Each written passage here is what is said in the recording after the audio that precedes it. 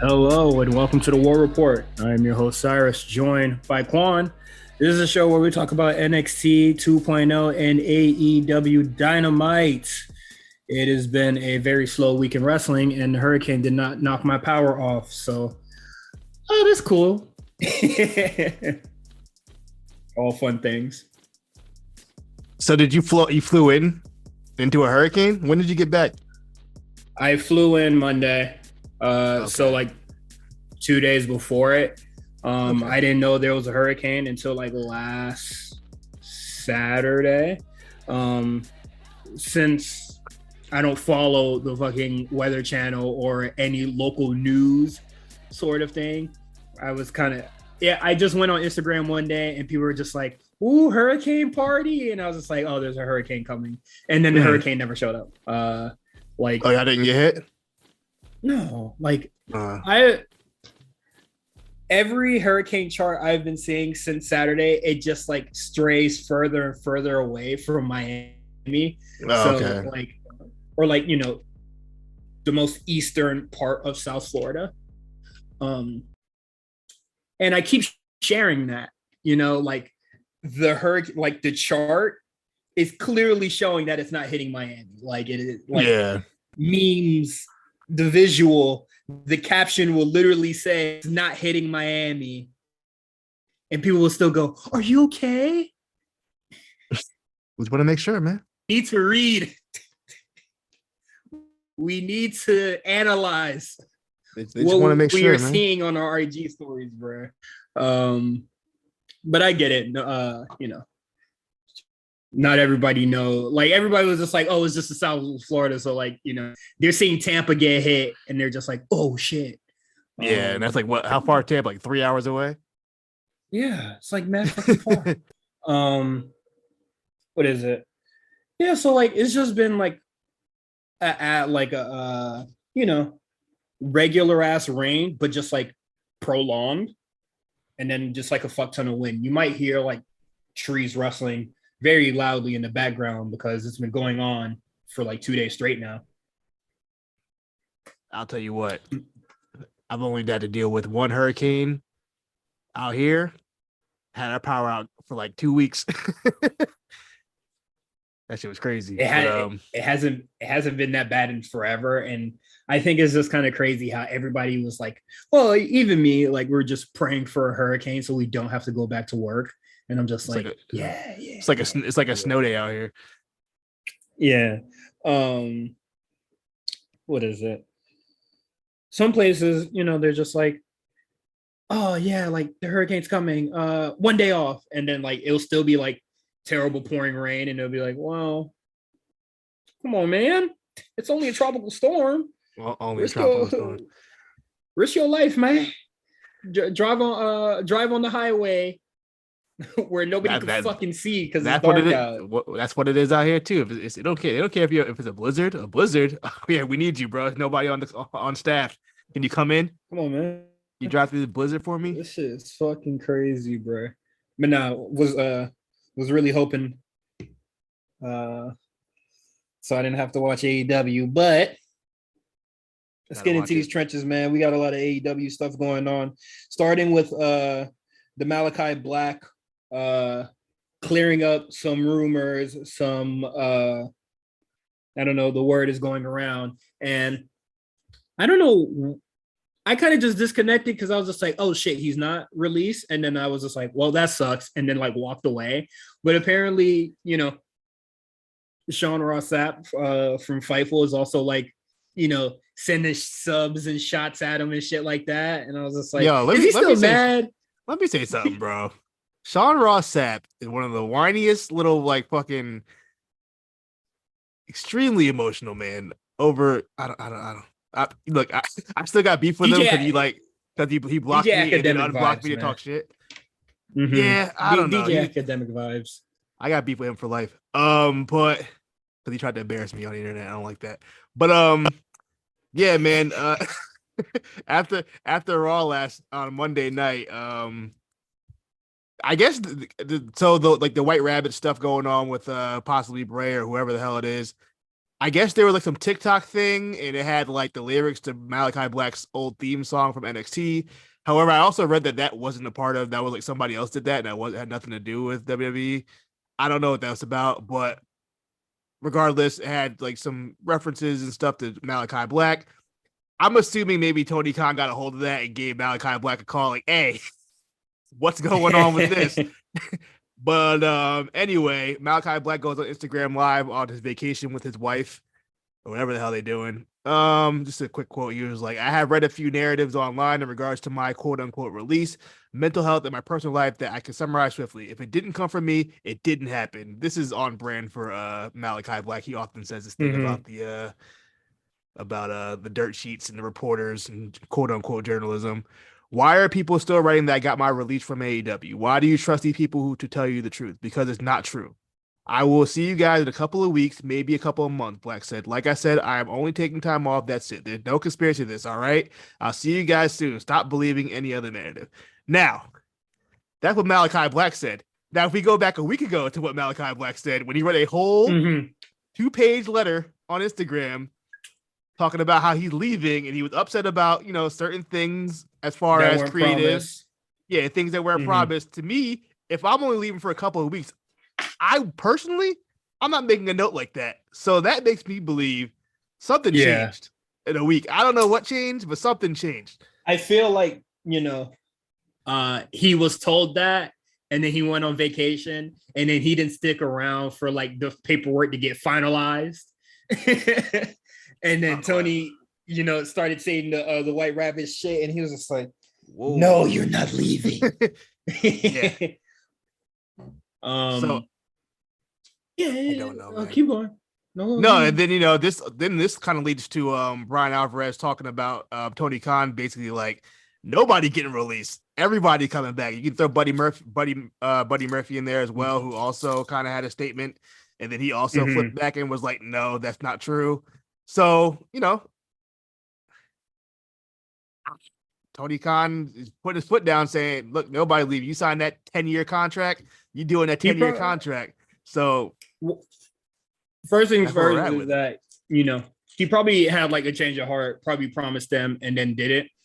So for one, I think that's bad when Malachi comes back because, another thing is he went on vacation to relieve his mental health, had to take a break from that to talk about some bullshit because he probably thought he was really leaving. Yeah. He thought the grass was about to, made it to the finish line, fuck it. Then he has to come back on IG and be like, "No, I'm really going back to work." And I doubt his these promises is not getting fulfilled, yo. Yeah, I don't know, man. It just seemed very interesting that he wrote that note saying goodbye, waved goodbye to the fans, all that, just to leave for a couple weeks. That doesn't sound right to me. I'm going to put my conspiracy hat on for this one. Do you have to? I felt like that is very...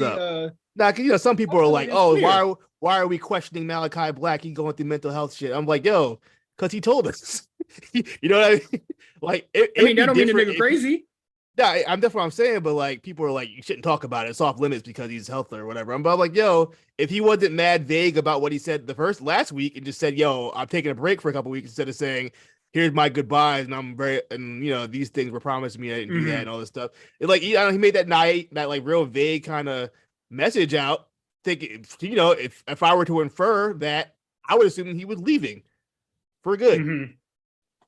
And then all of a sudden now it's like, don't believe the dirt sheets. You told us it was you. Yeah, like you are not the dirt sheet. Like, yeah, we got it straight from the source. Like, we remember that IG post, bro. Just because you didn't explicitly say it, but you implied it that you were going. In my eyes, yeah. Unless I just had bad reading comprehension, but for me, that looked like you were leaving. No, I think everybody kind of got the same vibe or thing from the message. But I really I feel as if he probably really was on his way out, like he really was gone. And then, a change of heart from management. I know, like we said it, I think like a month ago. That report that said AEW employees or, people that are in AEW are a little more optimistic about pursuing a career in the WWE now that management has changed. We said it on the show, man. I know that shit stung. I know that shit hurt. That shit hurted like a motherfucker. Because that was his number. That was that was Tony Khan's number one recruiting tactic. Yo, we're not those guys over there. We'll treat you nice over here. And now he can't use that anymore because everybody loves Triple H except for like Swerve and like and Paul London. So that shit's kind of nuts. And then I wanted to talk about the Brian Alvarez thing, where, to me, and I think it's kind of clear to a lot of sane folks that he is definitely a spokesperson for somebody on that side of AEW, because no way that you actually feel as if you sign a contract, you can never negotiate or, break that contract, or a contract cannot be terminated. Like, no way. Absolutely not. Like, I don't feel like, I know Brian Alvarez has to be like smarter than that, or at least more human than that. Yeah. So for him to say, you signed a contract, so no matter what, I don't give a shit what the deal is, you're going to acknowledge it. I got to look back and go looking back at some old Alvarez clips and see if he had that same energy about 2 years ago or something like that. Well, yeah. I got to go back and look. The PC hoarding, or, probably like people like Rusev probably wanted to out the company, or Pac wanting out the company. And then they kind of held, I'm not even going to mention the Free Ali thing just yet, but I'm pretty sure. I don't know if you said that, but I mean, I could see that. No. I'm pretty sure at some point we all said, if you don't plan on using this talent, why don't you just release them?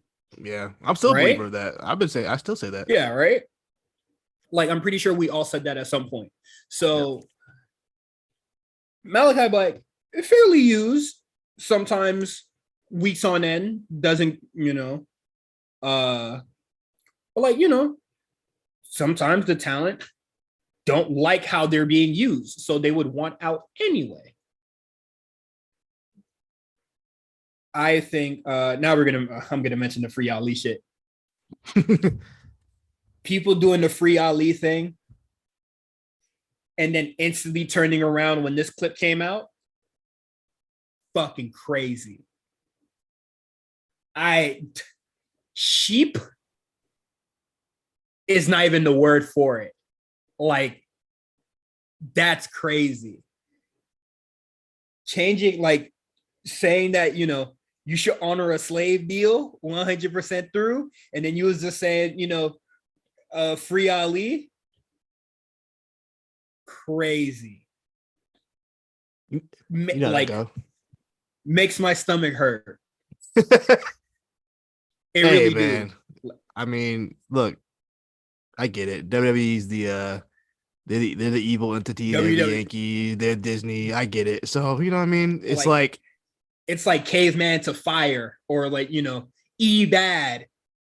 But, Tony Khan could do the same goddamn thing, and it's just like, well, he's a cool guy. You probably shouldn't have the contract. Yeah, Tony Khan's a nice guy. Why are you gonna not honor his contract? For real, yeah. Also, Brian Alvarez, why the fuck do you care? Ooh, we know why Brian Alvarez don't care. Forgot he's an AEW employee, bro. Like, why do you care? Like, why do you care so much about the contract status? And why do you care if he honors it or not? Like, that to me, that doesn't seem like something that, like, a journalist should really be caring about, unless it results into legal action. In my opinion, which it won't. So I thought that was really nasty business. Yeah, man. Wrestling journalism is just bizarre. Like, what happened to being human? I don't know. I was just talking about this earlier. At this point with the wrestling journalism, I it's hard to, like it just there's no accountability. They can just say whatever and people will go with it. And we'll even talk about it later on in the next next topic we talk about. But it's just like they can just say stuff and people just run with it as long as it fits, their narrative. It don't even have to be true. Mm-hmm. And people will still run with it. To this day, it's pretty wild to me. I don't know. I don't see that in any other kind of medium, really, where you can just say stuff with no real kind of source right. or yeah, you're just like, yeah, we'll go with it. Like wrestling journalism is like ball sack sports. You could really just say what fucking ever, but like ball sack sports is a joke, bruh. Like I'm pretty sure they know it's a fucking joke, and they just say whatever. Like people say whatever in like all seriousness. Yeah, it's really fucking nuts to me. But moving on, we got HBK with Ariel Horn, who I think I really like as a little I guess like journalist. Like he knows when he's playing a role, but he's like he will still be a regular as. Yeah, he's pretty good at it. He's pretty good. I appreciate it. Like that's like WWE's go-to guy now. It seems like for like any kind of real interview, a real shoot. I believe it's the I believe it's the BT Sports connection. That's why. Or I think is it not Grantland, whatever the hell Bill Simmons got going on. Isn't he connected with Bill Simmons, or am I bugging?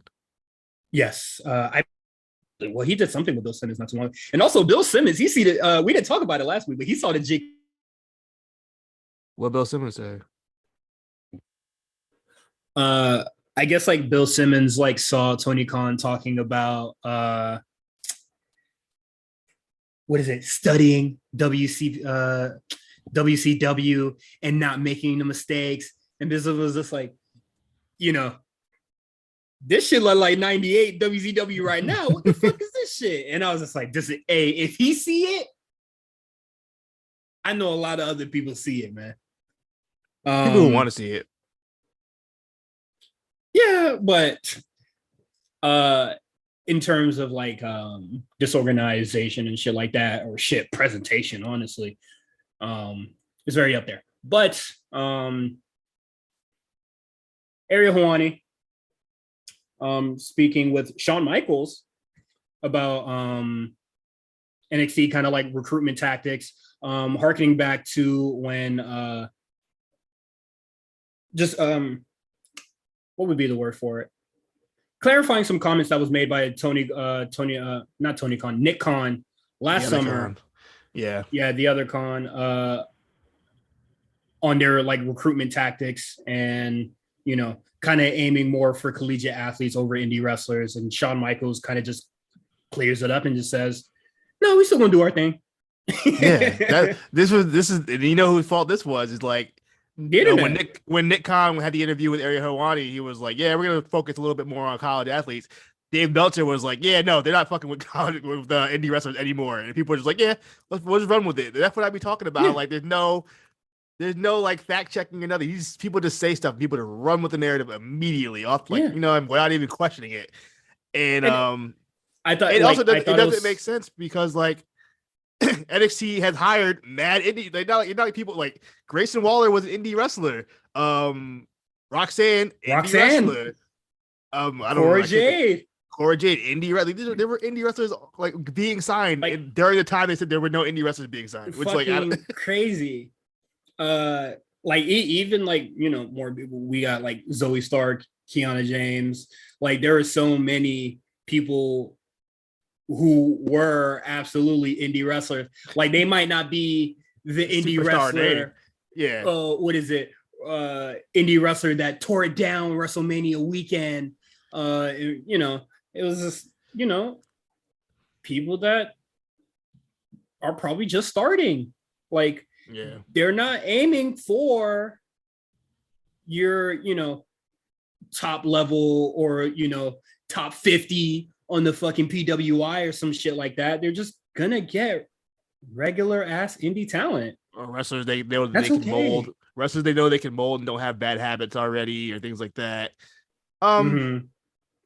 I don't know. And then they're still gonna get people from Japan because fuck it, they got good wrestlers out there. So I mean, technically, he's not from Japan, but I heard technically Carl Fredericks was supposedly in the PC recently or seeing the PC. So there you go. You got your named your New Japan guy. You got your New Japan guy. Is he any good? Was he on? He was on Forbidden Door, right? No, that was Clark Connors. No, that was Clark Connors. Yeah, that was Clark Connors. If it was Clark Connors, I would have been like, "Oh, that's the name I recognize. That nigga kind of fire." Yeah, he was kind of nice. He showed the fuck out. But who is this guy? Yeah, Frederick. I'm trying to remember who the fuck he is, because this isn't the. I'm trying to remember the name. I'm gonna Google him. Before. I probably should know. Get to the cage match, man. He looks like honestly, a guy. He looks like a guy that would be signed to NXT. He looked like the TM61. He'd be a member of that team or something. I think that's him. No, he's not him. It's not him because they weren't. He wasn't. They weren't in New Japan. He was 2019 Young Lion Cup winner. He was trained by Shibata. He was one of the LA Dojo kids with Clark Connors and Alex Coughlin. That's probably why I got them confused. That's all Wikipedia really says. Fuck it. That's pretty much it. That's all we got. He was Young Lion of the Year, so that's pretty good. I'll take it. Yeah, he was just like, and he's 32. Jeez. Damn. All right. My age? That boy the next LA Knight, man. Not saying 32 is old. I just if he's a young lion in 2019. You're a 30-year-old young lion. That boy. I don't know the young junior varsity, junior varsity, New Japan, 50-year senior. I don't know the process. I know the young lion process takes a while, but damn, takes a while is an understatement. I think it is probably one of the. It's very outdated. It did breed. It's an outdated. It did breed a lot of great wrestlers. Like I would say in the early 2000s. But I think like the modern day version of it, dog, you probably got like 6 niggas that came out of that, and they are well off. Well, we said Fredericks, so he. I like you. I like Yuya. Yuya straight. Who was Moxley's kid? That Yuya? Shota. He's straight. I rock with him. They had a couple guys, but I think it's taking too long. I think sometimes NXT might be too fast, and New Japan might be too slow. Yeah, and that's why they have a fucking roster issue. But we're off topic here. Yeah, that's kind of it. Just like WWE is going to be recruiting as normal, just doing some clarification that didn't need to be clarified. And I feel like people are going to run with the same shit anyways. It's like, well, sure, or it's gonna be like, well, Vince is gone now, so they could just do whatever they want. Of course they're going to change, backtracking in that sort of that way, but it is what it is, man. I will say, last thing I'll say about this is that I know a lot of people are just like, oh man, Triple H is trying to take over the world. Oh, I hate it. But like, the world they start doing, or just like, if NXT wants to be global, then we start getting more representation. Like if they want to do NXT Iceland and they whatever wrestler from Iceland comes out of that and that nigga good, or whatever wrestling scene is out there, like wrestling is kind of everywhere. So if they want to reach out and give niggas those opportunities, I would like to see what NXT Japan would look like. That's probably the one I'd be most curious about, is NXT Japan. Who would they sign? What kind of system would they run? What kind of wrestling would they do? I would be really interested to see how that one would work.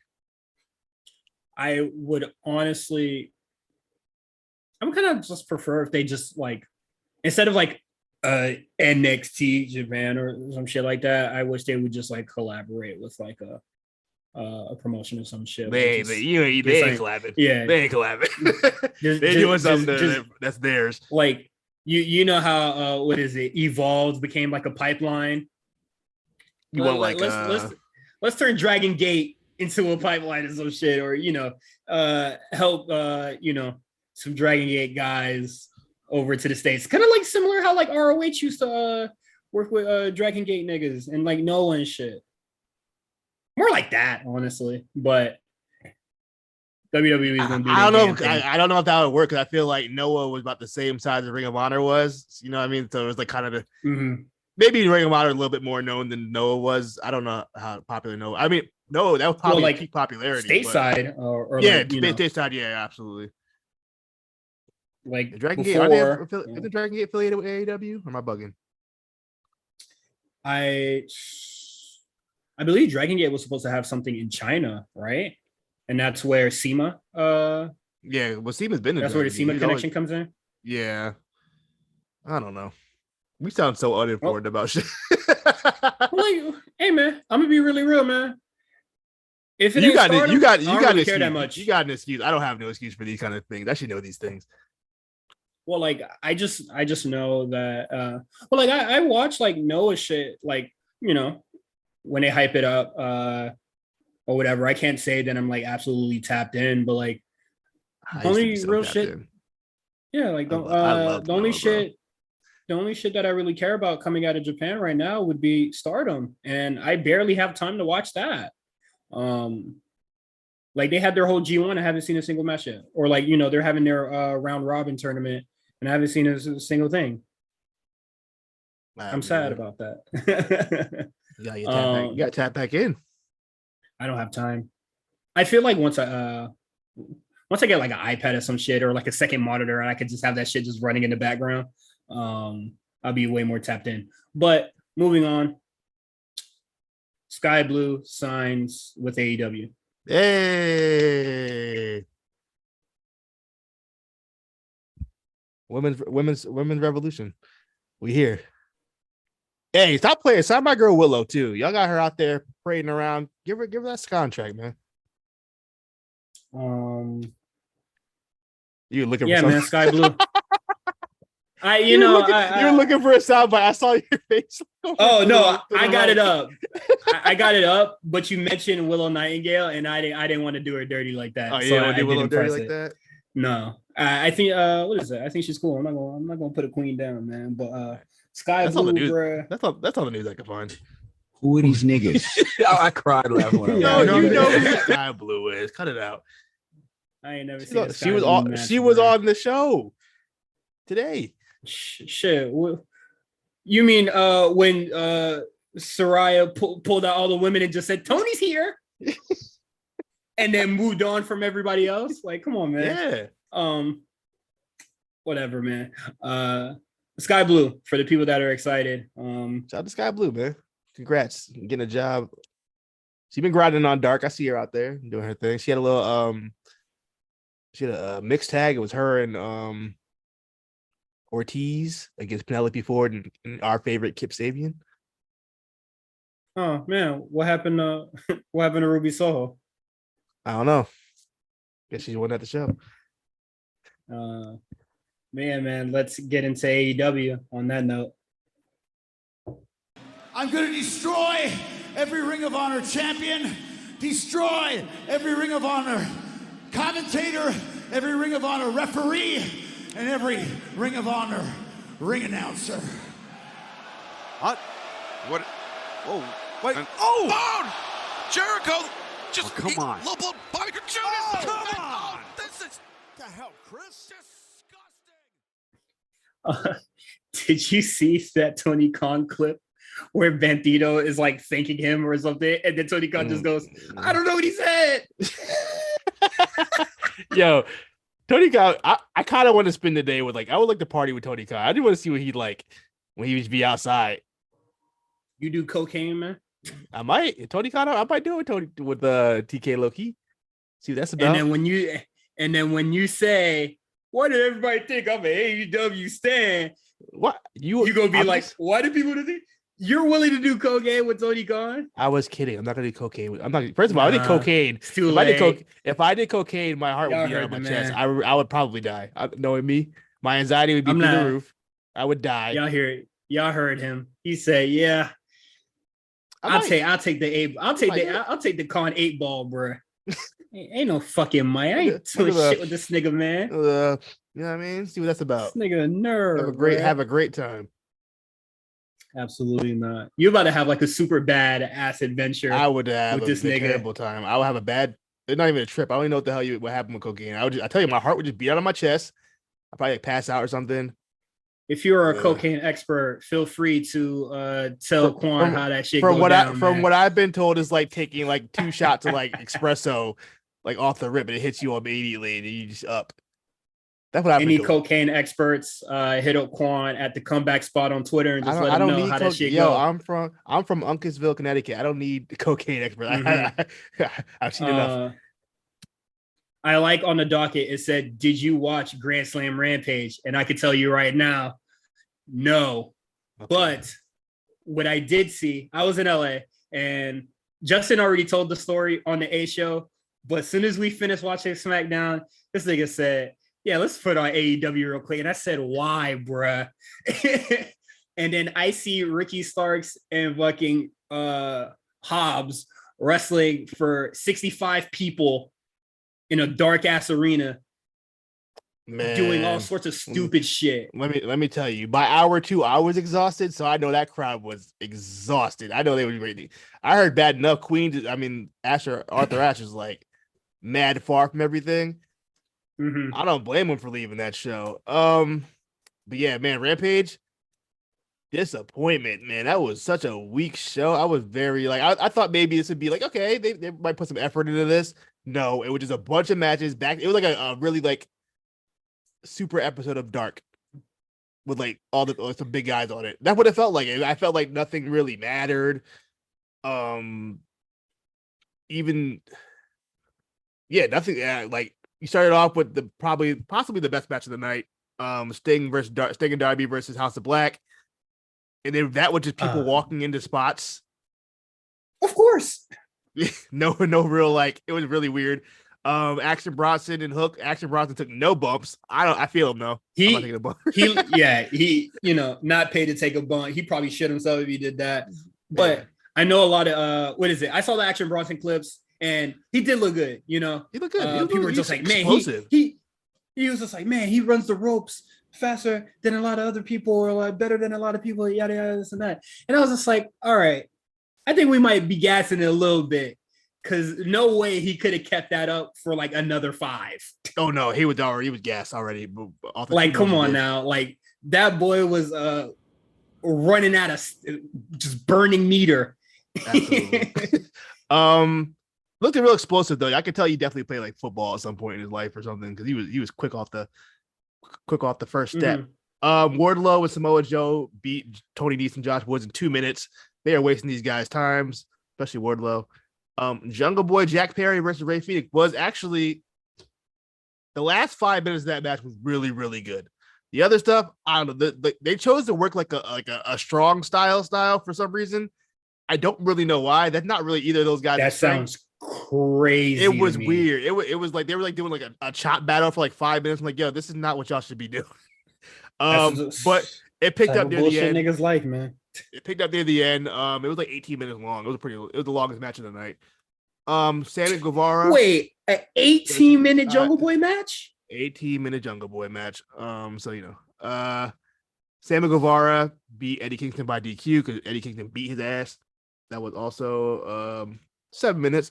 Jade with the baddies versus Diamante with Trina. Trina turns on Diamante. And Jim Ross with one of my favorite calls from him ever. Oh, Trina. Just the way he said it was really funny. Oh, Trina. Hangman Page won a 25-man golden ticket battle royal to face the future champion, John Moxley. And man, let me tell you, this battle royal had people I forgot were even signed to the company. I saw Cage out there. Chris Nana was out there for some reason. I don't know. He had to do anything. Who? Prince Nana. Wait, Brian Cage? Yeah, Brian Cage was there. Prince Nana was there. That's what I said. It was people I hadn't seen in years. I should go look up it doesn't have the participants on the I felt what is it? I saw that private party was a part of it, and I was just like, oh yeah, nah, Hangman's in there with Smucks, bro. Yeah, they didn't even get entrances. I can't find the course participants, but Do you even remember what private party theme sound like, bro? Be yeah, real. shots. And like, they got like a little club beat. It's actually kind of fire. No, you lying, bro. An AEW theme never fired, bro. Is what else is after that? And then it's the Ricky Starks match. Yeah, it's the Ricky Starks match after that. I'll say this. It was a good match. Man. I'll say it was a good match. No, it wasn't. I'm just tired. I was just also tired. What is it? Ricky Starks finisher. You're not throwing the Rochambeau name, yo. Change the fucking name, yo. Rochambeau is so fucking ass. I don't know what that means. What does that mean? I believe that's rock paper scissors, bro. Okay. Rochambeau also what is that? I only know what that means from fucking like slapstick cartoons, bro. Like cartoon like shit from the fucking 50s, bro. That plays at 6 a.m. on Cartoon Network, bro. Like change that fucking name. Like oh, it's like rock, paper, scissors. Like, yeah, it's just rock, paper, scissors. You couldn't find like call that shit like a Starkalizer or some shit like that. Like throw your name in that shit or something, bro. Rochambeau is so stupid. Okay, I kind of get it though, because he's from New Orleans, right? Don't care. It's French. Rochambeau, New Orleans. I get it. Don't care. I don't get care. it. See it. You wouldn't call that shit cool. Have you been to New Orleans before? Yeah. Beautiful. I love that. For Mania. Oh, that's right. What is it? Call that shit a pole boy or something, man. Whatever New Orleans shit y'all got going on. Call that shit Ninth Ward or some shit. You feel me? Not New Orleans. Nah, that thing. Neighborhood I'm from is underwater now. When I used to live in New Orleans. That shit underwater. That shit don't even exist. That's crazy. Dead ass though. Like when I went back there, like maybe like 10 years ago, there was still like buildings that got fucked up from Katrina that still were just out there. You know what I mean? Like it's crazy. Like if you're not, they ain't even clean that bitch. If you're not in like the touristy area, like you go out like outside of the like the French Quarter and all that shit. Oh yeah, dog. That shit was still fucked up. I'm like, that's crazy, dog. It's 2013. What are we doing? Off topic before we start talking about this episode of Dynamite. I was staying with my friends in Baton Rouge. For that New Orleans Mania, dog. That bridge to go to New Orleans, that shit having no street lights, crazy, bruh. That is a long ass fucking bridge with no lights. Is that over Lake Pontchartrain? I think so. But that shit was like a whole bunch of nothing, bruh. That shit looked like when you enter Jacksonville from like from the south. Yeah, it's just a bridge and water, bro. No lights. Water. Nothing, just water and bridge. Fucking crazy, bro. Country is hell out there, man. I love New Orleans. But yeah, man, let's get into this episode of Dynamite, bro. I'm gonna say right now, I think this week for NXT and AEW, I'm very like both of them were snoozers. I could not be more disconnected from these shows. Now, like, I will give some leeway to both of these shows. NXT was taped, and this show, I don't know if all the roster was here. I don't know if that would have made a difference for AEW. I mean, come on, all right, but like, be for real, be for real. We had this whole summer of damn, the whole roster not here. But this is different though. But like, we had the whole summer of damn, the whole roster's not here. The roster came back in full 2 weeks later, or at some point. That only lasted 2 weeks, and that shit ain't bust no ratings, and them shows were still ass. Who, like, anybody that could have been on the show just wouldn't have affected shit. I should need Jade or something. I need Jade. Put Jade on here. Where's Trina at? We're the baddest bitch. Don't say she gonna be on Rampage, bro. Don't worry about it. But like, But like seriously, I know people are trying Yeah. to do the hurricane thing, but it was just like, who would have been on the show that would have made a difference in any sort of fashion? You had all of the Blackpool Combat Club there. You had the the full Jericho Society. MJF's there. Moxley was there. What more do you fucking need? Yeah, that's true. You telling me Nyla Rose not being there for the women's segment is what's really just being like, oh man, man, they was really hurting tonight. For real? You know the show could have used? I don't understand why they put him on Rampage. Wardlow? The Acclaimed. I think the Acclaimed when they got the crowd going. For sure. That is probably the only people that they're really missing to really get this crowd moving. Because I personally feel like after that MJF segment or after MJF, whenever MJF is not talking, the crowd is very like chill, mild, just all right.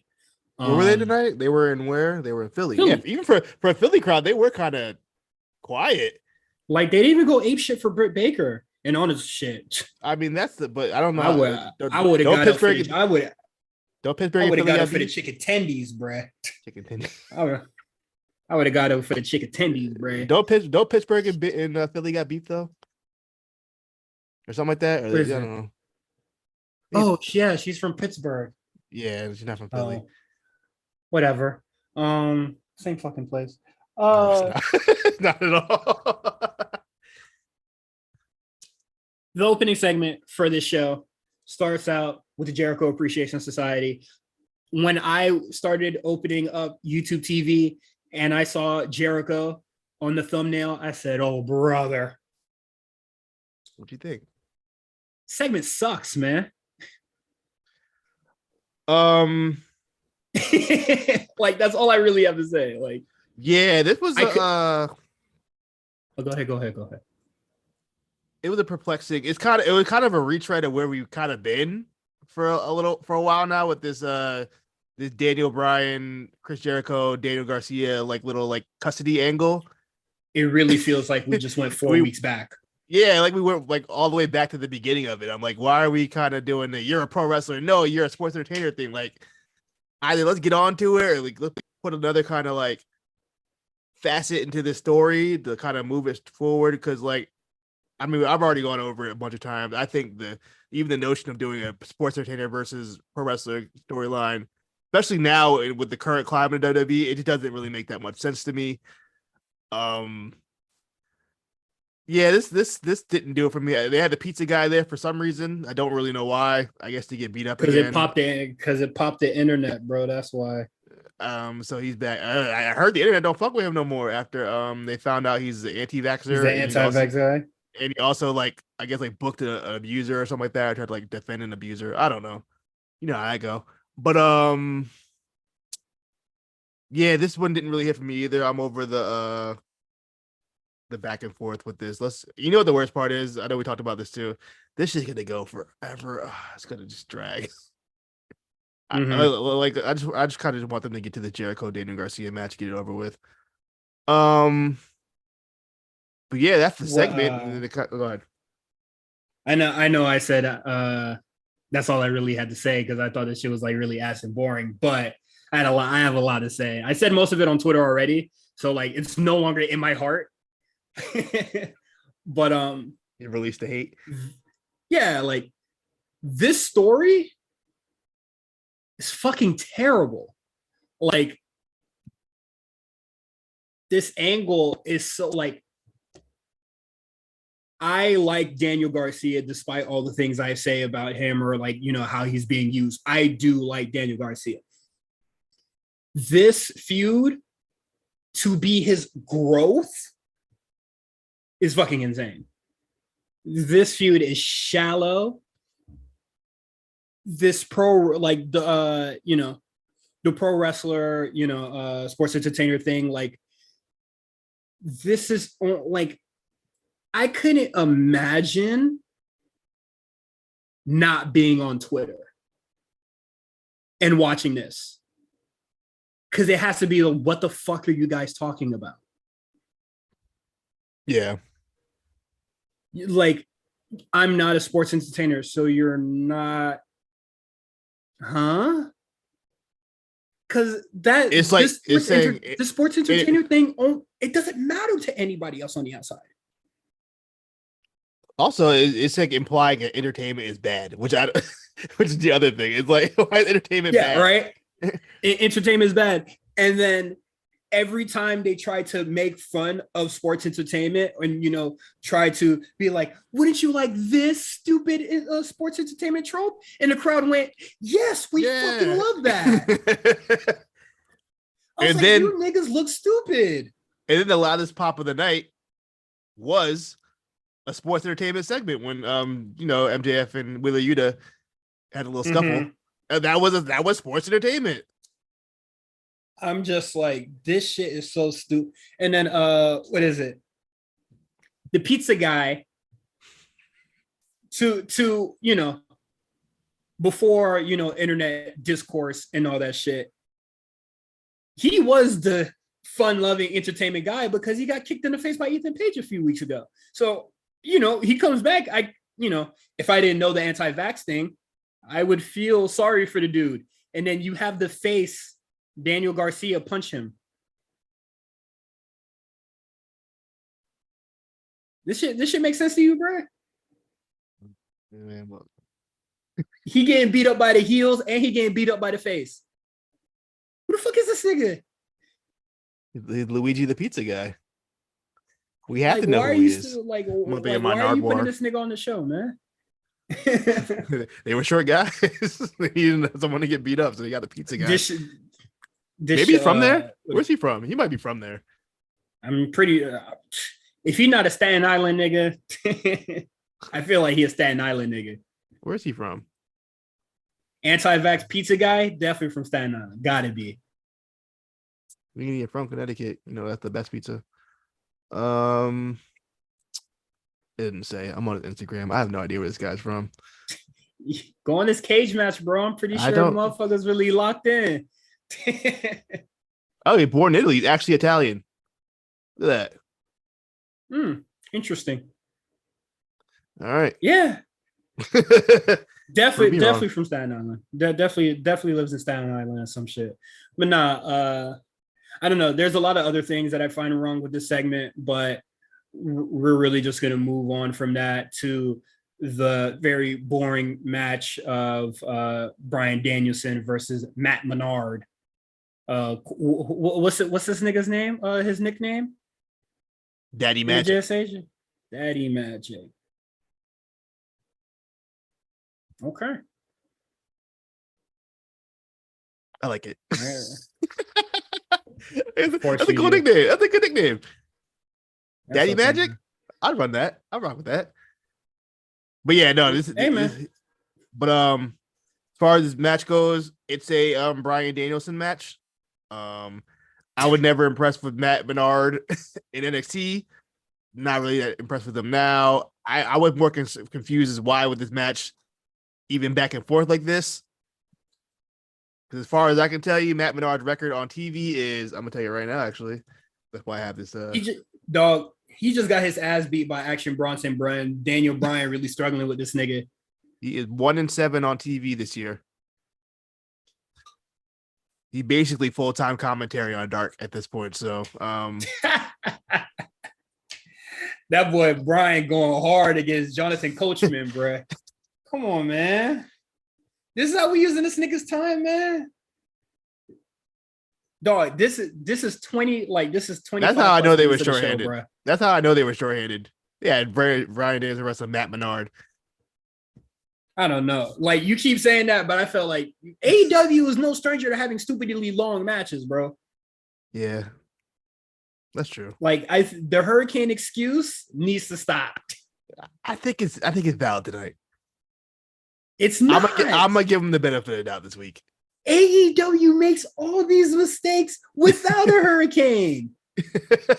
Are you kidding me? They really do. They've been making this mistake for 3 years fucking straight. And as soon as Ian pull up, man, Ian put a wrench in the plans or whatever. Like, come on now. You guys gotta be shitting me, yo. It's a good excuse to have. You know what I mean? Like the dog ate your homework. Hurricane came, man. What you want me to do? But they're not in. But it's not in Miami. If it was like if they were still in like when if the they were still in drop, Daly's place, if they were still in Daly's place, I'd be like, okay. I feel like there might be a ratings boost because shit, my power ain't out, and a lot of niggas ain't go to work today, or they're not going to work tomorrow. So a lot of niggas probably had a lot of time to watch AEW, bro. This hurricane might have did them a favor. We gonna see. Unless their strong following in Tampa Bay couldn't lock the fuck in. Then it's whatever.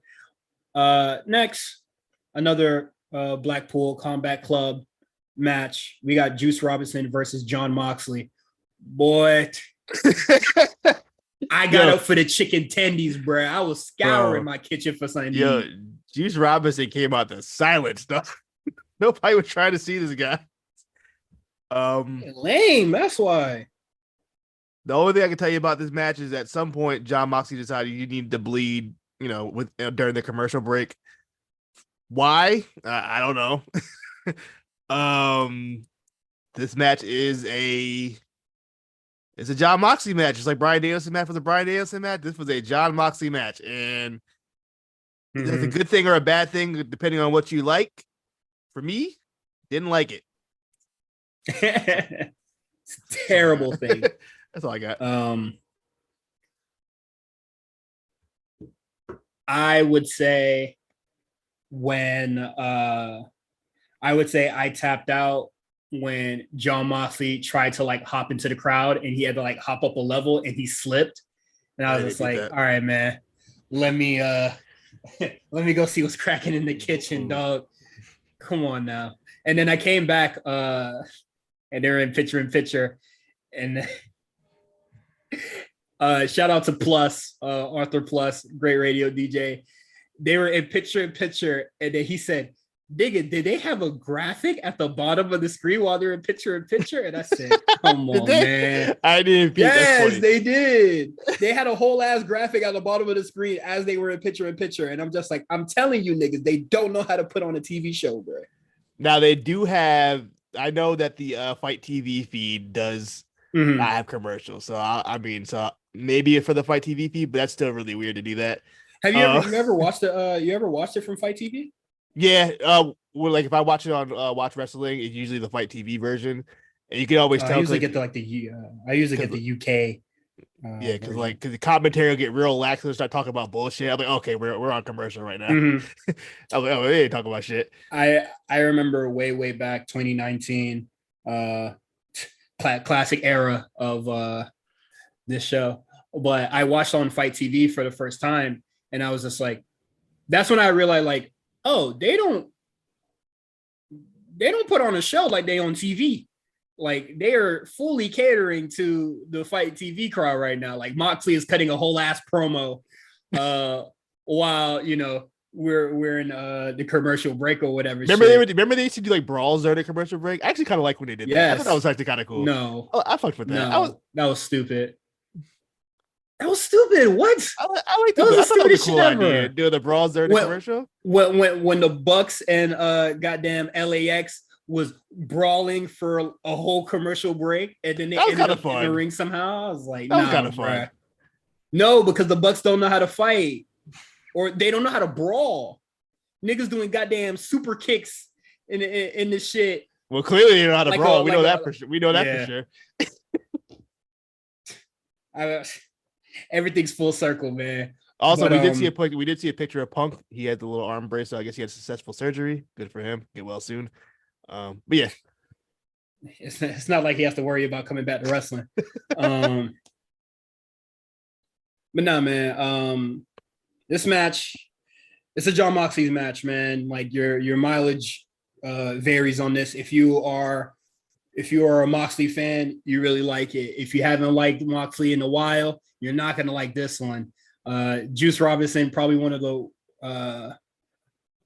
my least favorite mid-carders in New Japan, ever.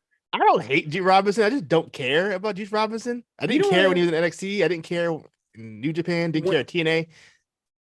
Whenever I did a G, because when I watched the G1 or when we did the G show with Justin, I would have a spreadsheet to just like kind of remember like matches that I like, remember stuff.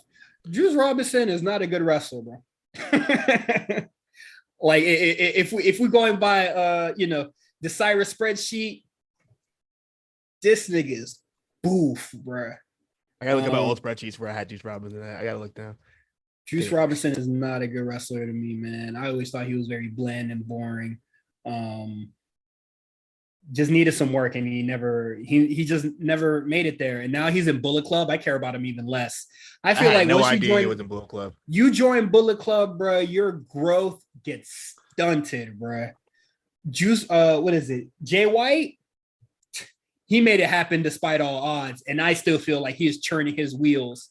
But at least when Jay White joined Bullet Club, it was still kind of semi-relevant. At least when he joined, it was somewhat still relevant.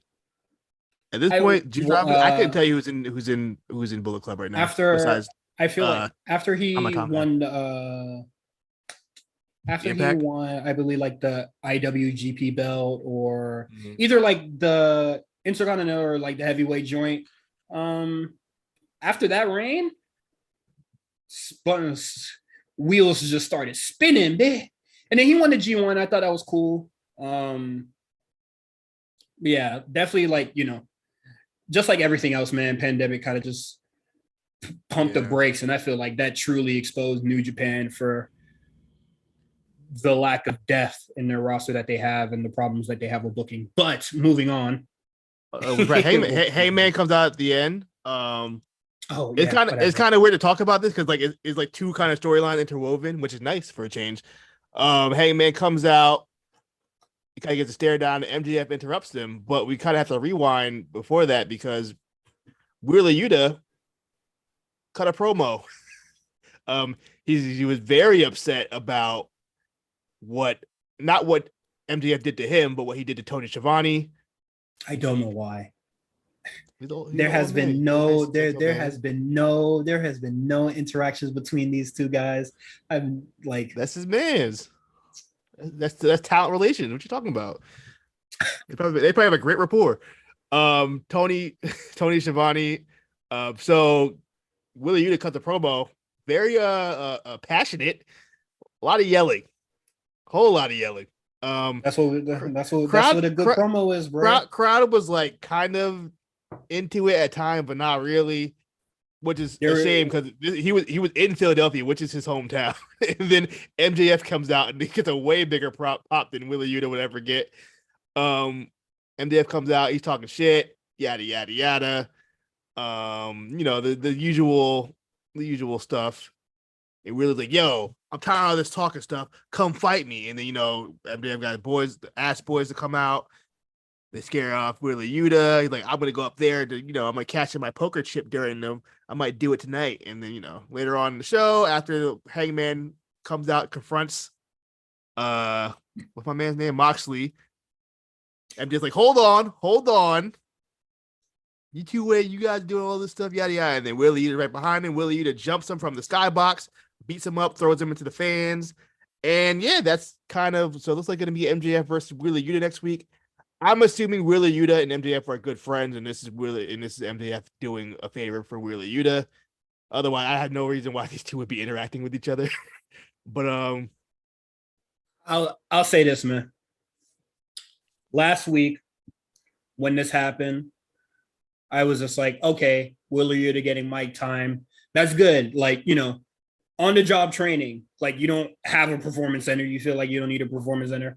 So like, this, like him getting his reps in is great, but you do not want to start this nigga with 100-pound weights. Yeah, put him up against MJF is crazy.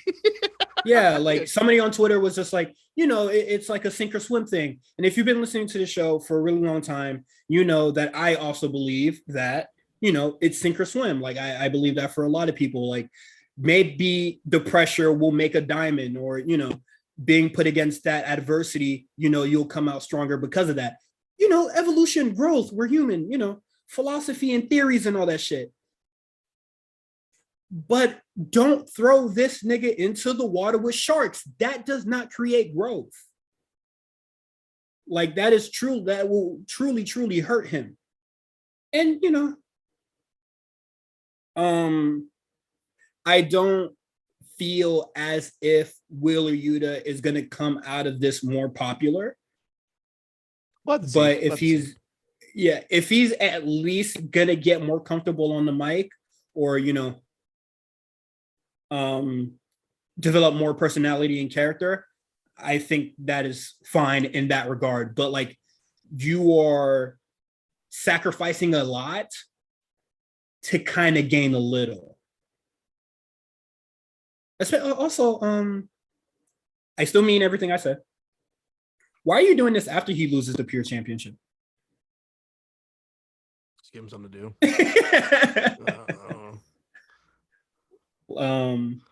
But yeah, I definitely think that this, although I do think it's a poor decision for him to be held up against MJF, but this is what he needs, not bleeding buckets with Jon Moxley.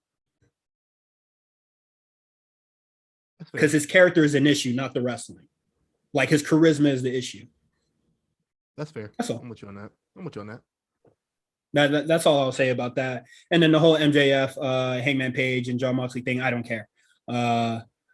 I don't know how long MJF is gonna do I got the chip thing, but I feel like it's gonna be a while. It has to be a little different, or like him kind of just saying the same shit every time Moxley has a match is not fire to me. And I know people are going to be like, oh, you know, biased or whatever, but like Austin Theory being like, well, like, shit, he don't even be in the vicinity of Roman being like, I got this briefcase. Dog, I forgot Austin Theory existed until he popped up on Raw on Monday. I was like, oh, I forgot about this guy. He's so out of sight for me, right out of my mind right now. Yeah, but at least with Theory, they're doing a lot of different stuff that isn't just, I got a briefcase. Like, he has like he still has a story of his own, and, you know, still doing the I got the briefcase thing. Like, the shit that, well, I was gonna say that, you know, him just being like, I got this in the same way over and over makes MJF very one-dimensional. But I always felt that MJF was always MJF is pretty so one-dimensional as it is. Yeah, so nothing really changed. But that is my like deep, in-depth thoughts on the issue. To go on to another shitty segment, Saraya speaks. Oh my Saraya. Oh my goodness. This is I tweeted it. This is genuinely one of the worst segments I've ever seen. This is a very bad like women's segment. Like, bad. I see what they were trying to do. Didn't hit at all. I thought it was really funny that Saraya was like, oh, what is it, to the timekeeper or like to the producer? Oh, don't count me down. And then after that, the segment just started getting rushed. Yeah. And I was just like, yeah, you're gonna listen to what that nigga say. All right, let's just start from the beginning. First, she comes out, a decent pop. People were excited to see her. Then she starts talking. I don't know what happened to her in the last couple of years, but I don't remember her being this kind of awkward on the mic like this. But man, it just didn't seem like the crowd didn't care at all. And then she's like, let's bring out all the girls. And then 5 girls come. I was like, whoa, where's the rest of the girls? And it was just like 5 baby faces, which I'm like, okay, I guess.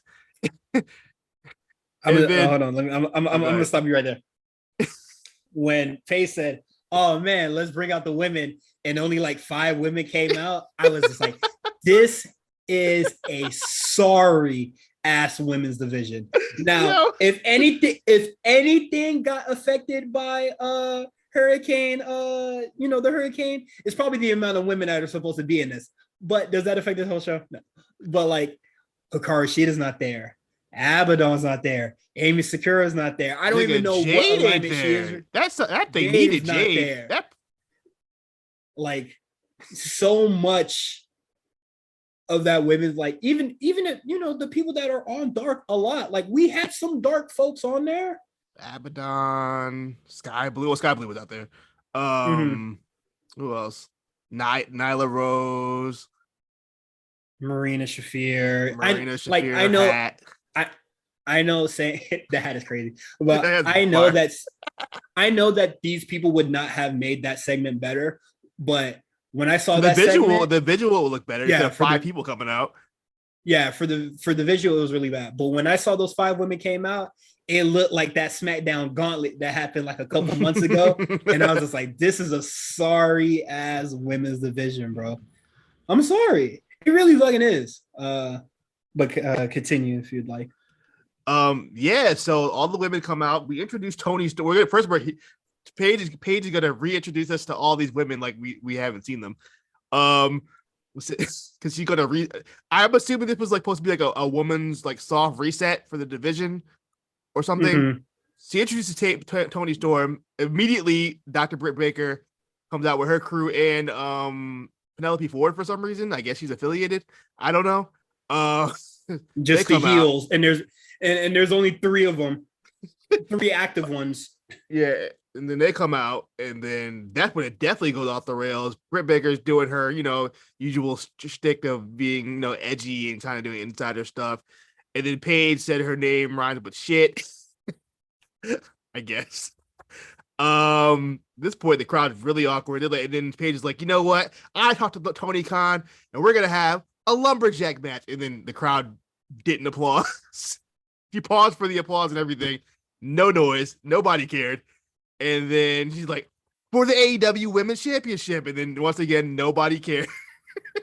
So she paused twice in like 30 seconds for no response. And then she just kind of just walked off. And then we had a match between Toni Storm and Serena Deeb, and it was fine. But man, that segment beforehand, what a fucking Soraya on that mic, not like that. Her presence and aura, not like that. If I'm Tony Khan and I saw that, I'm getting buyer's remorse. Not only that, we still don't know apparently if she's able to come. She said she's cleared. Said she's cleared. It wasn't a lumberjack. She didn't say she was cleared. She just said that. What did she say? The exact word was like, I don't remember what she said. She also complained about like Vince not letting her do stuff. But I'm like, yo, what you want to do? They kept you employed when they were like literally cutting everybody, and then you weren't doing anything, and you were still employed, doing nothing, because they were taking care of you, because you got damaged, you got hurt on their product. Yeah, and they were looking out for you. Yeah, this whole thing was just weird. And then she was on commentary. At one point, she was like moaning on commentary. Did you hear that? No, it was weird. I was like, "What are you like?" That boy got the freak boy audio.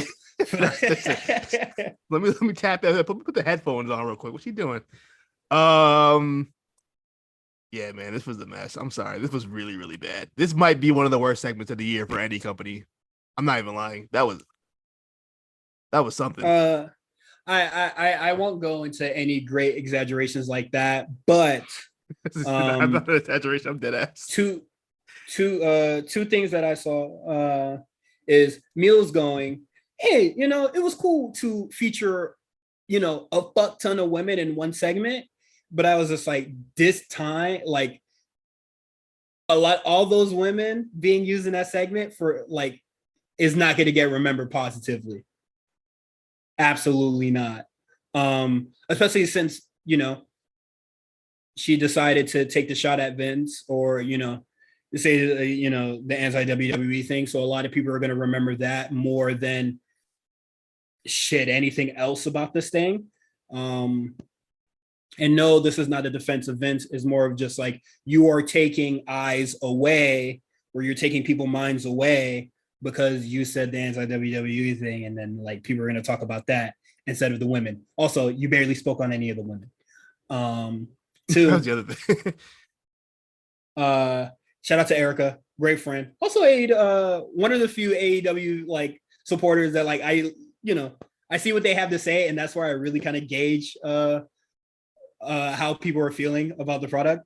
But she was just like, she said that she doesn't like Saraya just coming and just like being mad bossy or acting as if she's like a G. I think that's where they're going with it. I think she's gonna be GM-ish, but just like for the women. But can they say that? I think we're gonna get there. No, Quan. I think there's no. We need no. You want to know now? To get there, we need that shit right now because it still leaves into the air of is this bitch performing? Maybe that's what they want. That's not a good. You know what? I am concerned because they definitely tease her and Britt. And I'm like, oh god, are they gonna if they do this? That's the only thing they can't tease because Tony ain't no champion. Tony once again felt like second fiddle in her own. She's the champion. She felt like the third most important person in that whole segment, possibly fourth. She was second fiddle. I mean, outside of the two people, you know what I mean. She was the third party. Brett. 30th fiddle, bro. Also, they need to really come off that interim shit. I keep forgetting. She ain't coming back, man. Yeah, you don't think she's coming back? I think she's coming back, but like nobody cares to see them like really wrestle again. Like, take that, bro. Nobody getting released. Is what it is, man. And then we're here at our main event. Bandido, ROH champion, never got his rematch versus current Ring of Honor champion Chris Jericho. I like this match. I liked it. I was feeling it. Were you feeling it, or you just like the last 3 minutes? I like the match for the most part. It was I thought Jericho gave him a lot. Gave Bandido a lot. And it was a good match to showcase kind of Bandido. Because I've only seen one Bandido match before this. It was like a Ring of Honor match. I don't know who the hell he's wrestling, but I didn't like it. I thought, man, this isn't very good. And then this match, I was like, okay, I see the vision. I see why people like this guy. He has a cool look. He has a pretty decent move set. Yeah, the match was. I wouldn't say this is Jericho's best work, but it was fine. It was a good TV main event. I'll put it that far. I'll agree with the Jericho giving him a lot and being also Bandido. I can't say I was the biggest fan of this match, but I came out of this liking Bandido a little more than not at all. So if that was the aim for this match, it worked. Jericho, Ring of Honor World Champion, and being, anti Ring of Honor and stuff like that, and, all that sort of shit. Not working for me, big dog. I feel like the match is good. The story. I feel like this has been done so many times in Ring of Honor, or like they're unhonorable, or they have no honor. I'm so over it. Or just like they have been doing this story. They've been doing this Ring of Honor storyline for 20 years. Literally, since Xavier, the second champion, they've been doing this. Yeah. If it was true reinvention, as he says he is, I think he could come up with something way more creative, and I don't think he is that. So, you get Ring of Jericho, which I was just like, come on, Brett. Oh, all right, come on now.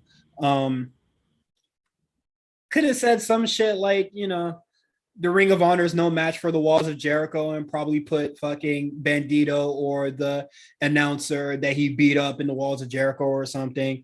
But like this whole Jericho thing where he plans on dismantling Ring ROH, dog, for the niggas that are watching this that have no idea what the fuck ROH is or where you could watch it, I doubt like you about to tear down something that don't exist.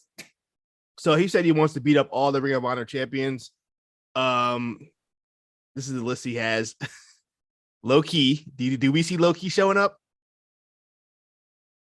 For Jericho, man, the fucking egos of those two men might just create a crater on the earth, bro. We got Austin Aries. Will he show up? I'm not even sure if Xavier's alive anymore. Samoa Joe, they could run that. What? What is Xavier alive? No, dog. I used to. No, he did die. He died. He's so young. He died. What? Xavier died. I'm about to say, I'm pretty sure he died. Oh no! He died 2020. COVID? It doesn't say. It says no cause of death. I just broke some news to Cyrus. I thought he knew this. Oh, no, that made me really sad. I'm sorry to break it to you, bro. Jamie Noble, who's he? Is he with WWE, right? Yes, I believe so. As a producer or some shit. Okay. Bryan Danielson, they're gonna have the match. Homicide, they could bring him in again. Morishima's retired. Nigel's retired. Jerry Lynn's old. Tyler Black is obviously, I mean, they got a couple guys they can probably bring in. They're not bringing in Jay Briscoe. I don't think they're bringing in Michael Elgin. They could do Adam Cole. Adam Cole losing to Jericho. They could do Christopher Daniels. They could do Dalton Castle. They can do Lethal. They got a couple guys. They could do Roosh. Well, they brought PCO in. What's he doing these days? They really gave him the belt? What? They gave PCO the belt? They were bugging. What were they doing? Because he was over on the fucking internet. That's why. They really gave him the belt? Walter gave that nigga a fucking, what is it? That Drewski shit? I changed that bitch ass nigga life. Walter really did. I think that was the first Walter match I've ever seen too.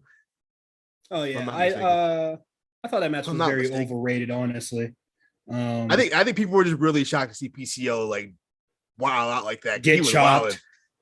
He was doing topes and shit. He was wilding, dropped on his head. Just being very indie-rific at 52. But I mean, if Jericho wants to do that, and that's going to be the story that, how they pad out this match until the next pay-per-view, whatever, cool, I guess. I will say right now, I'm not looking forward to the PCO Jericho match. PCO Jericho is crazy. I mean, we seen crazier shit. We saw him versus Juventud Guerrera last year. That's it. So, but boy, stumbling. Juventud was shout out to Juventud. Hey, that match really came together at the end, but it did come together. You would think it would have went a little better. I'm sure those two wrestled each other like 20 gajillion times. I can only imagine. Absolutely crazy. But let's get into these quick hits, man. We already talked about. We already talked about the quick. Everything. We did it all. We did everything. We moved it in. We are the greatest podcasters in this shit. Let's move on to NXT 2.0. Yes, Mr. Chase. I'll open this pep rally up as we have questions and members of the press. I have a question. Yeah, what's your name? My name's Dave. Okay, Dave, what's your question? How confident are you heading into the qualifying match, as you've never beaten Von Wagner before? Who have you ever beat, Dave? You think that was a 5-star question? How many towns have you ever made? Have you even been in a ring? Every time I punch Von Wagner, I'm gonna think of your stupid, smug face. Now that is a teachable moment! Okay, NXT 2.0. For the record, it's not 2.0 anymore. They got rid of it. Oh, for real? Yeah, it's just regular NXT now. They don't say it. I don't. They don't say 2.0 anymore. They don't say the 2.0. No, I believe I read something like internally. It says they call it just NXT now. I'm gonna look at my VOD on YouTube TV, and if it still says 2.0, no, it just says it's over. NXT. Well, yeah.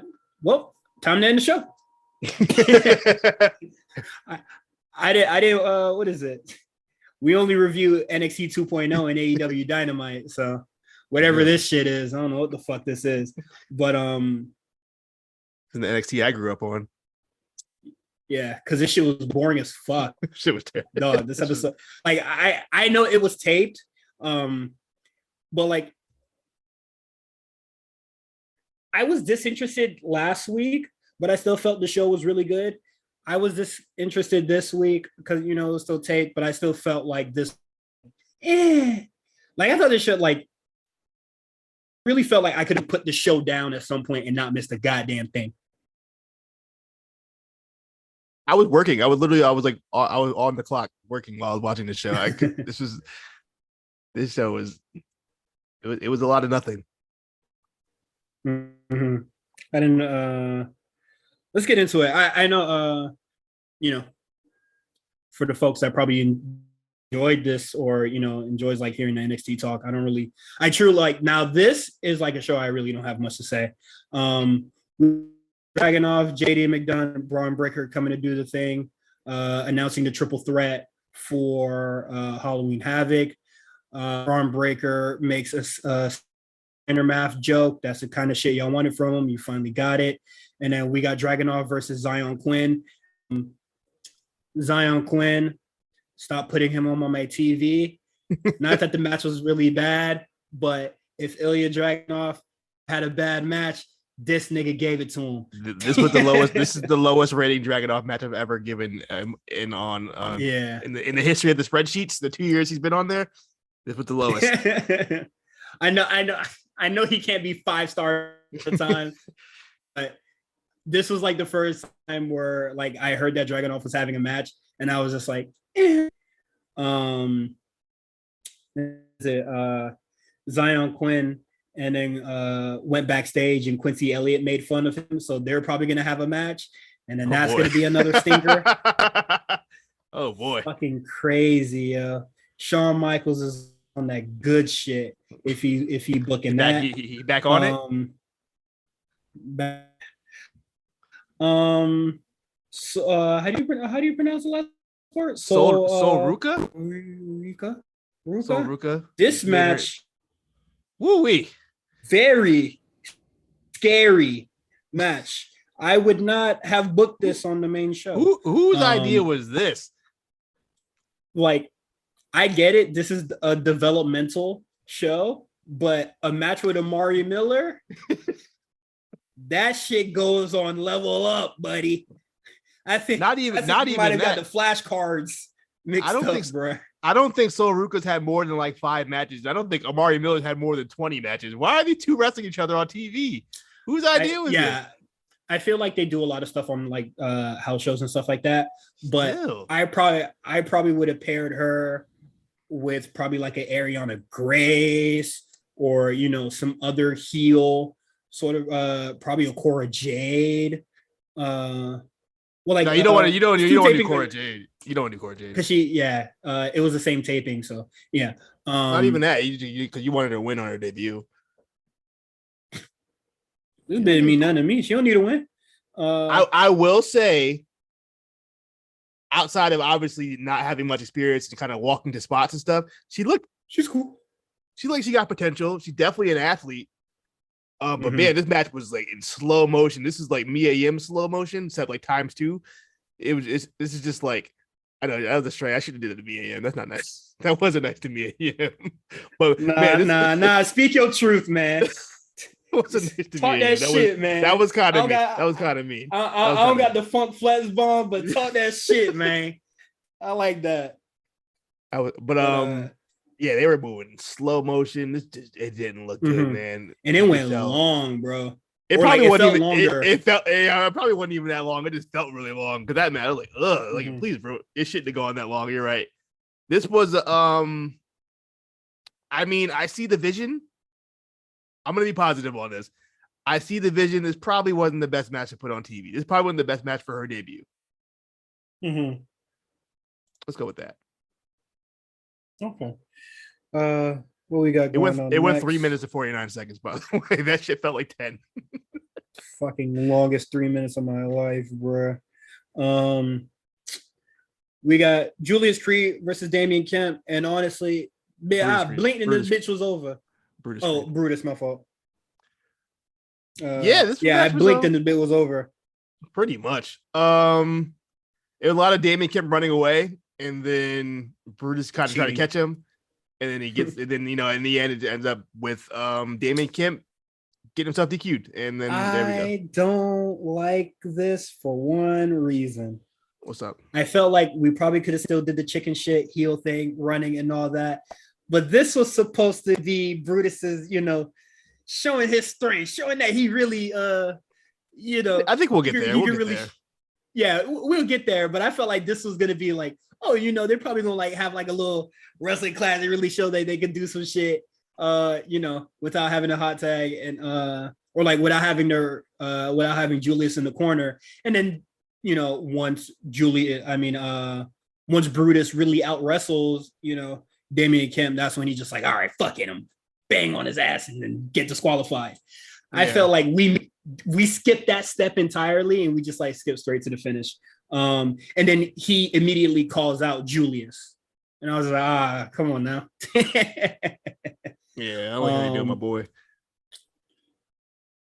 I know this is gonna sound crazy. Oh. Is Julius and Brutus Creed real brothers? No. Yeah, they're real brothers. They're real brothers? Yeah. Oh, okay. I didn't know. I believe so. Well, I my memory isn't the freshest, but I'm pretty sure they're real brothers. Let me know. They're family. The Creed brothers.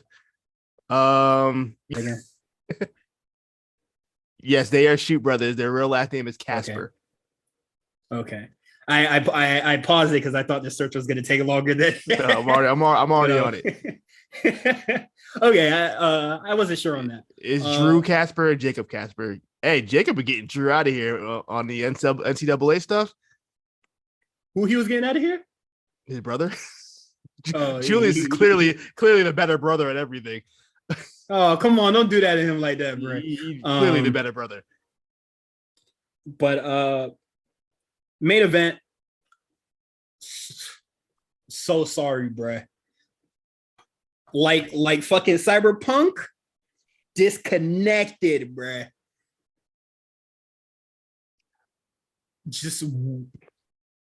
I'm out of it. I was just out of it.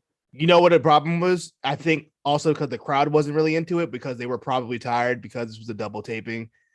It led me kind of not into it. The match was actually kind of fun. I thought it had some fun spots.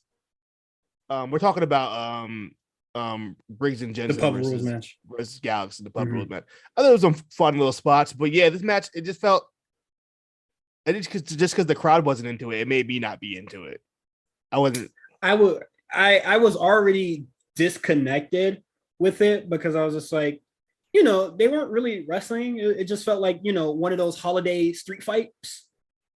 Whereas it's like it don't really. But those are usually good though. That's the problem. Those are usually good. Those are usually entertaining because there's a holiday attached. There was no holiday here. No theme. They're the theme. Yeah. Well, I don't think so, do though. I still want a Halloween street fight. What is it? Oktoberfest bid is celebrated. Oktoberfest. But I'm not even gonna truly like fake it and act like I know what happened in this match. Like I was just disconnected. You got anything else to say about this one? Not really. I'll be honest. We could talk about the post-match stuff. There was a post-match. Yeah, Gallus won the match. Right? I don't remember who won the damn match because it doesn't matter. Briggs and Jensen won the match, and then Gallus goes to beat them up. And then security comes out, and then the police. Then they beat up security. Then the police come out, and then they get arrested, and then they try to fight the cops or something like that. I forgot if they tried to fight the cops, but they're suspended indefinitely. So that means they're probably going back to the UK. So that might be the last time we see Gallus on TV until NXT Europe, I guess. So how do we feel about Gallus' run on the main roster? I don't give a shit. Opinions. Joe Coffey did Joe Coffey even wrestle? He interfered, I think. Did he ever have a match? No, I don't think so. Probably like a tag joint or something. Yeah, I feel like he probably had one singles match. He might have. Great theme song. I'll say that much about Gallus.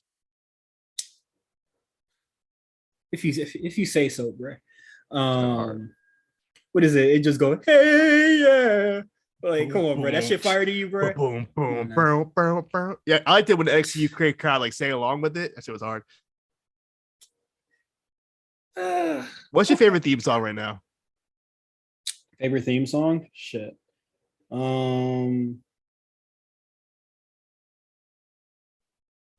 I think Carmelo Hayes is a really good one. MSK's what is it? Wesley's joint is still cool to me. Wendy Chu and Tiffany Stratton's go hard. Wendy Chu is a banger. Her shit go hard. The Daddy Little Rich Gord joint hard. I can't even cap. FTR? On it. No. You don't like FTR's theme? I feel like I thought that was a kind of like university like. Actually, you know what? Actually, I would say I think that their theme is better than a lot of the themes on AEW. I think AEW has terrible themes. I don't think AEW has good themes either. I will say I think FTR.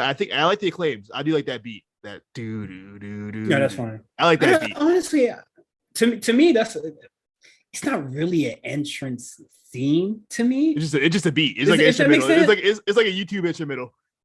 Because like they'll always interrupt it like this, I don't know. I get it is interesting, but it doesn't feel like that to me because they'll always come out rapping anyway. Yeah, it's just a beat. But nah, AEW has a lot of bad themes. Starting with Brian Danielson. Terrible. What the fuck is I had no idea that was a guy. That was a woman for the long. When he came out, was it All Out? So who the hell is this guy? Well, once again, man, I already gave him a shout out earlier this episode with plus types in greatness into the chat, bro. Tears in my fucking eyes, bro. Supposedly there's a remix of this with like Fetty Wap on it. I haven't heard it yet. There's a remix. Don't want to hear that. But no, I don't think a lot of the AEW themes are particularly any good. I don't even shit. NXT got some stinkers too, bro. Lash Legends joint. Well, I don't even know what Legends is. What is hers? It is some. It don't fit her. That's the issue, bro. It is. I kind of want to get your live reaction right now, but like that shit is not good. I'm about to see what this is about. Is that shit even on YouTube? Please take that shit off, bro. That beat is not good. I'm looking up. Hold on, I got you. Hold up. What is it? Yeah, I'm sorry. I don't really be paying attention to themes like that anymore. It sound like yeah, it sounds like that. It's like some H&M music. What the hell is that? Yeah, and it just plays over and over again. Ooh, ooh. Like, I was just like, come on, man. This is not a theme of the baddest bitch, super confident. I expect the theme a little more flashy. But moving on to quick hits, sorry. Great hits. We got Mandy Rose versus Fallon Henley. Fallon Henley looked really good out there. So did Mandy. So the match was cool, in my opinion. We want to talk about the V trigger discourse. What discourse? She got the best one in the game. People disputing it? The people disputing it. Hey man, Kenny hasn't hit a fire V trigger since 2018, bro. Early 2018. So he can't hold that crown no more, man. I'll say it here right now. Okay. When Kenny Omega was hitting Ishii with the V trigger and he was falling over onto the ropes, I said this nigga got no control. This nigga done lost it, bruh. Nigga doing Shawn Michaels versus Hulk Hogan ass bumps on a fucking knee lift. Are you kidding me, bro? Get that shit out of here. That's my take on that. And then what is it? After he became like IWGP champ, he just started fucking whiffing them shits. Like, you don't even hit them bitches no more. Yeah, he was whiffing them shits. You didn't like the really, really long one he had, pause, on Grand Slam last year? when he ran from the tunnel all the way down the rail. I don't remember that, but the pause killed me, bro. Yeah, Mandy Rose has a better one. Shit, show me who got one better. Apollo Crews cuts another promo. He is reverted back to Luke Cage. What's up with this show? Hey, man, I said it last week, bro. Nigga, your eye was bleeding for a week straight. You ain't go see a doctor, bro? Nah, man. You had to send a message. I don't like what's going on with my brother here, and I also don't like what's going on with Grayson Waller. Cameron Grimes has a match with Joe Gacy. Normally, I don't really dispute Joe Gacy's in-ring ability or Cameron Grimes' in-ring ability, but this needs to stop. I do not want a second match. Yo, bring back funny Cameron Grimes, man. This serious Cameron Grimes, not interesting. I want funny guy back. Bring back not deeper plot fucking Joe Gacy. Like I really do like when Joe Gacy was just like, he used his inclusion to debut new talent. Like when they did when he introduced Quincy Elliott the first time, he was just like, you guys might not like what he is doing, but I'm going to welcome him to you guys and have a match with him.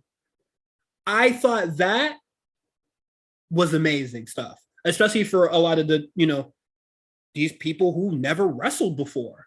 It's cool to have somebody usher them in like that, especially someone who is in the ring as talented as Joe Gacy. I liked that when he was, what would be the term for it? Like he was a support character, utility. Like I like that a lot. These two guys are just spinning their wheels, sputtering in the fucking waters with each other. I don't think I've liked any Joe Gacy feud. Nah, I can't say that. I haven't liked any of them. I liked when he, was cool. Let's get this over with. Yeah. Wesley versus Tony D'Angelo. It just ends. So yeah, that's it for our show. It looked like a freak accident. You like when they showed the replay, his knee went directly into the mat. I know that shit was like must have popped. Mm-hmm. All that shit. It didn't look good. Hope it didn't have anything too serious. One thing about this, I'll say, why the fuck ain't Stacks listening to him? It don't matter now. He's gone. This is the second. I believe this is the second time Tony D'Angelo has been like injured in like the past 6 months. I think the house show. I think the house show one wasn't that serious though. I think it was like it's like something tweaked. Okay. This one I think is serious. Okay. Because he got up, he couldn't even stand. He went right back to the ground. So hopefully nothing too serious. Opened up like an ACL tear or something like that. Or that's cool. Lyons versus Carter. I don't remember what happened here. Nikita Lyons beat her. Beat the tag champ. That was kind of it. And then later on in the show, Toxic Attraction confront Zoe Starks and Nikita Lyons, and Alba Fire damn near burns Nikita's foot off trying to make an entrance. So it looks like they're leading towards a tag team 6-woman tag team match at some point. Do we care? Are we excited? No, absolutely not. What is this? This is like the 4th or 5th random assortment faces to face Toxic Attraction, and then Toxic Attraction kind of wins every time. I will say this. Nikita Lyons is 10-1 on TV. She's probably due for a world title match at some point. And I still think she's gonna be the one. I think she's gonna be the one still after all this. That would be something. Because I truly like Nikita possibly crash course or crashing into Jade and Roxanne. You think they pull some shit like, they have like a number one contenders like triple threat or some shit, and then they pull a Ciampa when Ciampa Ciampa won the belt. They could. No, like they're going to fight like Roxanne and like Cora Jade are going to fight so much, and Nikita is just going to take advantage of it, and then it's going to be like, maybe if you weren't on my ass or if you were in the match, I would have won that number one contendership or, some bullshit like that. Something very long and convoluted, but like it keeps them away for the title for a little bit, but they blame each other for it. So that keeps the fire burning. I can see that. I mean, at least with Nikita, we'll have some fresh matchups. Oh, I don't think she wins it. Shit. Do you think Alba Fire is the one to do it? Are we still on the Alba Fire train? No. When she came out and was just like, oh, burn my name and new. I said, Mandy already beat your ass, bruh. Name change don't change nothing, man. Well, it might, but it might. I was like, all you do is change your name. Oh, get this shit out of here. But yeah, that's it for NXT. That is all, man. I hope next week's a little better. Next week we have a live episode of NXT. I think as long as everything is in place by next week. AEW